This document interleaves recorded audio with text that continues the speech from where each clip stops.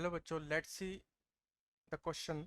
Find by the method of undetermined coefficient the sum of 1 into 2 into 3 plus 2 into 3 into 4 plus 3 into 4 into 5 plus up to n terms. So first of all इसके की concept पर discussion करते हैं. सो की concept इसका क्या है? आप आपके अपने पास जो सीक्वेंस है, अगर हमारे पास जो सीरीज है उस सीरीज को हम देखेंगे.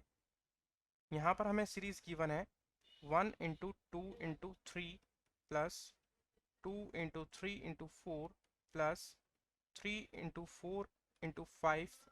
और ऐसे अगर इसका nth टर्म देखेंगे तो nth टर्म आएगा n into n plus 1 into n plus 2. सबसे पहले हम क्या करेंगे, ये जो भी हमें सीरीज गिवन है इस सीरीज को हम कॉफिशिएंट की फॉर्म में लिख लेंगे. सो यहाँ पर कांस्टेंट और कॉफिशिएंट की फॉर्म में अगर इसे लिखेंगे तो कैसे लिखेंगे, a plus b n plus c n square plus d n cube plus e n की पावर 4. इस तरीके से हम इसको लिख लेंगे और इसको इक्वेशन नंबर 1 नाम दे देंगे. फिर हम क्या करेंगे, n को रिप्लेस कर देंगे बाय n प्लस 1. पूरी सीक्वेंस में n को n प्लस 1 से रिप्लेस कर देंगे. तो यहाँ पर हमारे पास आ जाएगा 1 into 2 into 3 plus 2 into 3 into 4 plus 3 into 4 into 5. और इस तरीके से अगर यहाँ पर हम रिप्लेस करेंगे तो यहाँ आ जाएगा n प्लस 1, यहाँ आ जाएगा n plus 2 into n plus 3. सो इधर भी हम रिप्लेस कर देंगे तो यहाँ आ जाएगा a plus b into n plus 1 plus c into n plus 1 का square plus d into n plus 1 का cube plus e into n plus 1 की पावर 4. अब इसे हम सिंप्लीफाई कर लेंगे और इक्वेशन नंबर 2 नाम दे देंगे. अब इसके सॉल्यूशन में हम क्या करते हैं, इक्वेशन नंबर 2 में से इक्वेशन नंबर 1 को माइनस करते हैं और माइनस करने के बाद में लेफ्ट हैंड साइड और राइट हैंड साइड में कांस्टेंट टर्म n के कोफिशिएंट, n स्क्वायर का कोफिशिएंट, n क्यूब का कोफिशिएंट और n की पावर 4 की कोफिशिएंट की कंपैरिजन कर लेते हैं और कंपैरिजन करके a b c d e की वैल्यू निकाल लेते हैं और वो वैल्यू पुट कर देते हैं यहाँ पर इक्वेशन नंबर 1 में a b c d e की जगह. जैसे ही हम पुट करेंगे हमारे पास जो है सब निकल के आता है. तो इस कंसेप्ट का हम यूज करके इसका सॉल्यूशन करेंगे. अब आते हैं इसके सॉल्यूशन पर. सो हम यहाँ पर क्या करेंगे, हम यहाँ पर करेंगे equation 2 minus equation 1. Equation 2 minus equation 1. तो जैसे ही हम माइनस करेंगे ये वाला टर्म इस वाले टर्म से कैंसिल आउट हो जाएगा, ये वाला इससे कैंसिल आउट हो जाएगा, इसके पहले वाला जो टर्म होगा वो इससे कैंसिल हो जाएगा और हमारे पास फाइनली जो बचेगा वो यहाँ पर मैं लिख रहा हूँ. ये बचेगा हमारे पास n plus 1, n plus 2, n plus 3 is equal to, यहाँ पर हमारे पास अगर मैं सेकंड में से फर्स्ट माइनस करूंगा तो a कैंसिल आउट हो जाएगा और b की जो फॉर्म आएगी वो b की फॉर्म हमारे पास क्या आएगी, b into n plus 1 minus n plus c into n plus 1 का square minus n square plus d into n plus 1 का cube minus n cube plus e into n plus 1 की power 4 minus n की power 4. और इस तरीके से ये हमारे पास आएगा फाइनली. अब इसे हम सिंप्लीफाई कर लेंगे और सिंप्लीफाई करने पर हमारे पास जो आएगी इक्वेशन वो क्या आएगी, n plus 1 into n plus 2 into n plus 3 is equal to, यहाँ पर आ जाएगा हमारे पास b plus c into 2n plus 1 plus यहाँ पर आप हमारे पास आ जाएगा d into 3n square plus 3n plus 1 प्लस e into 4n cube plus 6n square plus 4n plus 1. अब यहाँ पर इसको सिंप्लीफाई कर लेंगे और सिंप्लीफाई करने पर हमारे पास आएगा n cube plus 6n square plus 11n plus 6, तीनों ब्रैकेट को हम मल्टीप्लाई कर लेंगे। और यहाँ पर अब हम कांस्टेंट टर्म n के कोफिशिएंट और n स्क्वायर का कोफिशिएंट और n क्यूब का कोफिशिएंट की फॉर्म में इसको लिख लेंगे। तो यहाँ पर हम करेंगे तो यहाँ से तो आ जाएगा p, यहाँ से कांस्टेंट जो आएगा वो आ जाएगा प्लस के c, यहाँ से कांस्टेंट टर्म जो आएगा वो आएगा हमारे पास प्लस d, और यहाँ से आ जाएगा प्लस e। तो ये आ गया हमारे पास कांस्टेंट टर्म। उसके बाद में आता है n के कोफिशिएंट के ऊपर।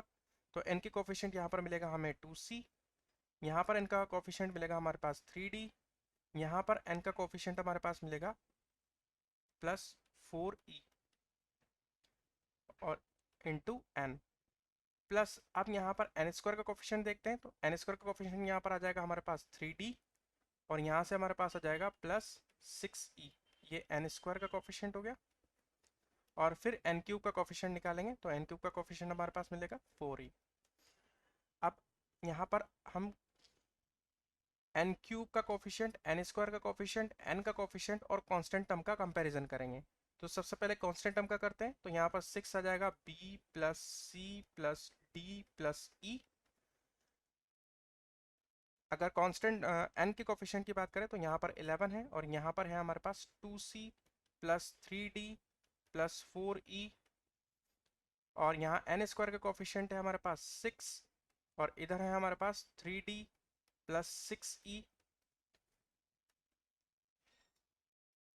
फिर n क्यूब के कोफिशिएंट की बात करें तो यहाँ पर 1 है, और यहाँ पर है हमारे पास 4e, ये n क्यूब है ना 4e। सो यहाँ e की वैल्यू हमारे पास निकल के आ जाएगी, e की वैल्यू हमारे पास आ जाएगी 1/4। फिर e की वैल्यू हम यहाँ पर ट्रांसफ़र करेंगे, यहाँ पर ट्रांसफ़र करेंगे तो इसकी जो d की वैल्यू आएगी वो d की वैल्यू हमारे पास हो जाएगी कितनी, 3/2।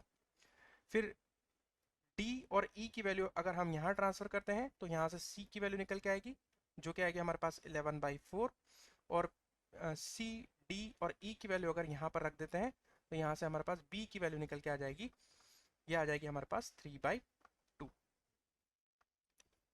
इसलिए अब हम यहाँ पर b, c, d और e की वैल्यू आ गई, तो हम यहाँ पर इक्वेशन नंबर 1 में यहाँ a, b, c, d, e की वैल्यूज़ रख देंगे।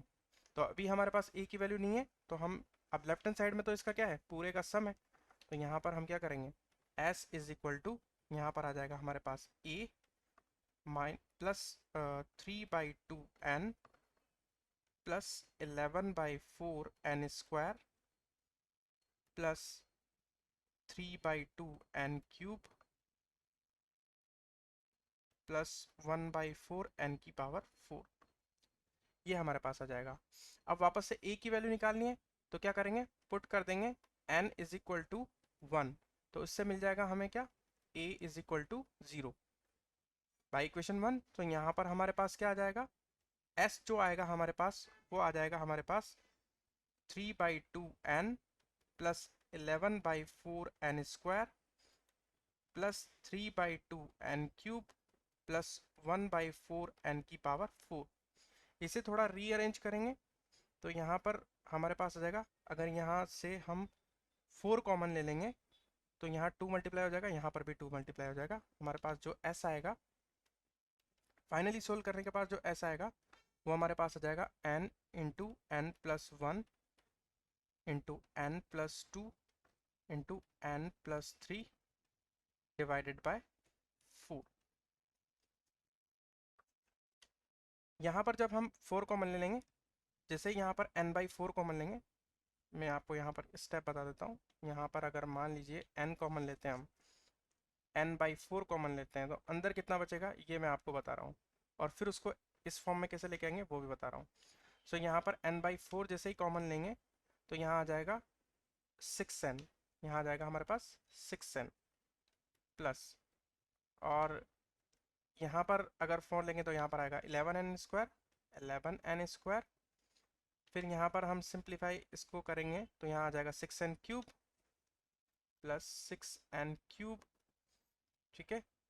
अच्छा, यहाँ पर n भी तो कॉमन लिया था हमने, तो यहाँ से n हटा देंगे, यहाँ से n हम हटा देंगे, तो हमारे पास जो फाइनली आएगा यहाँ पर n हट जाएगा, यहाँ पर एक n आएगा केवल, यहाँ पर एक n स्क्वायर आ जाएगा, n स्क्वायर। ठीक है, फिर यहाँ पर आ जाएगा 4 कॉमन ले लिया हमने तो n की पावर 3 आ जाएगा, यहाँ आ जाएगा प्लस n की पावर 3। तो अब इसकी जो फैक्टराइजेशन होंगे ना, इसकी जो फैक्टराइजेशन वो होंगे हमारे पास n+1 n+2 n+3। तो इस तरीके से हमारे पास टोटल सम आ गया n into n+1 n+2 n+3 divide by 4। तो यहाँ पर मैंने स्टेप आपको बता दिए, और हमारा जो फाइनल आंसर आ रहा है वो है हमारा final answer s is equal to n into n+1 n+2 n+3 divide by 4। This is our final solution. I hope you will understand it well. Best of luck. Thank you.